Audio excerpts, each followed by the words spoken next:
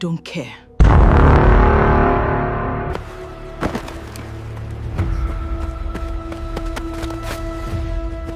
He has to pay for everything.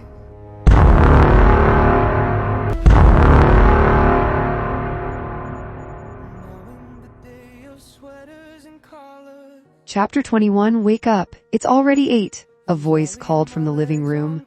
Naka walked into the bedroom carrying a plate and a knife. I sat upright. She sighed before returning to her chores. I stretched, then let out a loud yawn. Just because it's Sunday doesn't mean you should sleep longer.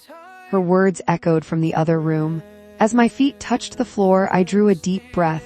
Somehow, I felt the day had more waiting for me than I could imagine.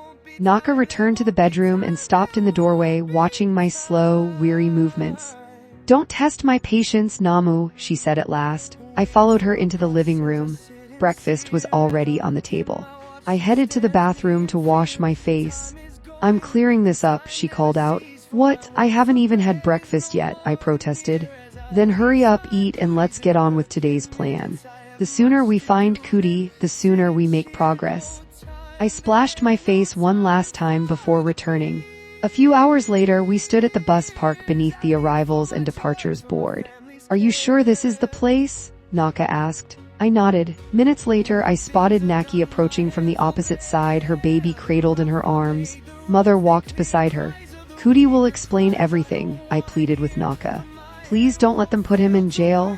Instead of answering, Naka fixed her gaze several meters away. I followed her eyes. There he was, a man dressed in casual clothes, yet there was something about him that made him instantly intimidating. "Naki's husband?" I whispered. "I didn't know he was coming too." Naka looked at me with an expression that seemed to say, "You still have much to learn about the world." "I never told Kuti about the other people I've been seeing," I continued, but she seemed uninterested. Instead, she simply said, "Just in case things don't go as planned." A few moments later, footsteps echoed across the bus park. My eyes found Kuti first. The moment he noticed the gathering, he hesitated. Then, as if sensing danger, he turned around and began walking away before suddenly breaking into a run. "There he goes!" someone shouted. Without hesitation, Naki's husband sprinted after him. Though he wasn't wearing his police uniform, every movement carried the confidence of an experienced officer. "Please don't hurt him, sir," I shouted. No one listened. Within seconds, we were all running. Kuti vaulted over a nearby fence, disappearing on the other side before scrambling back to his feet. He darted through narrow corridors, weaving around corners as Naki's husband stayed close behind. I chased after them, my voice echoing through the passageways. "It's okay, Kuti, you don't have to run." Meanwhile, Naka and Naki split up, each taking a different route to cut him off before he reached the end of the corridor. The trap worked. Kuti skidded to a stop. Naki's husband caught up and swiftly handcuffed him. I stood frozen, unable to do anything. "You didn't have to run," I said quietly. Kuti turned toward me before slowly dropping to his knees. This isn't what we planned." "I had no choice, Kuti," I replied, guilt spilling into every word. Moments later, we arrived at the police station.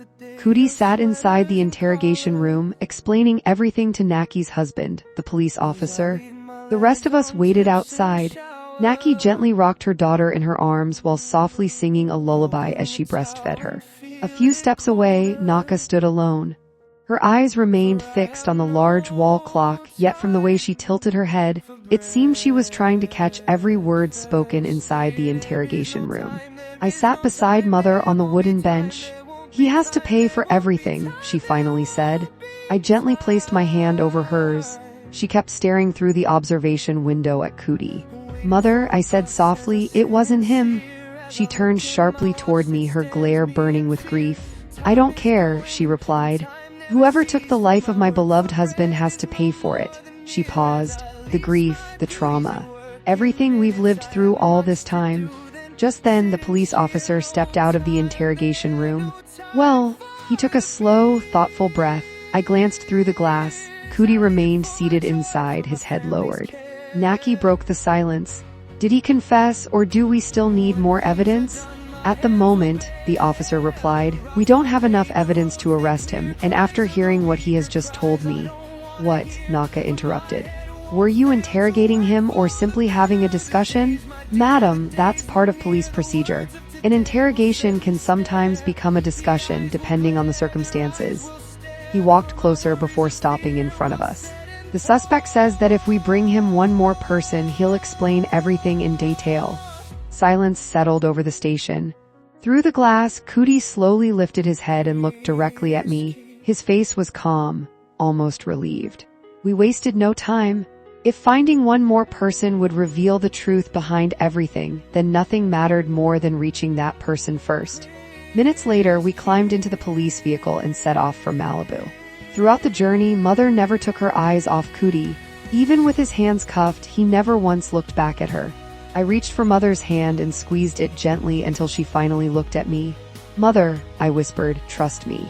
Everything will be all right." Instead of answering, she simply nodded. As the vehicle rolled deeper into Malibu Village, she finally spoke. "You may be right that Cootie is innocent." She paused. "But sometimes the rotten tomatoes look better than the good ones." "But Kamada," the word escaped before I could stop it. Mother turned toward me immediately. "So you know Kamada?" The others looked at me too, Naka Naki. "The police officer, even Cootie." "Nothing," I replied quickly. "It just slipped out." After a few uneasy moments, everyone let the matter go. I looked back at Cootie. Though his wrists remained locked in handcuffs, the confidence in his eyes stirred something inside me. Whatever truth awaited us in Malibu, I was certain his innocence would finally come to light.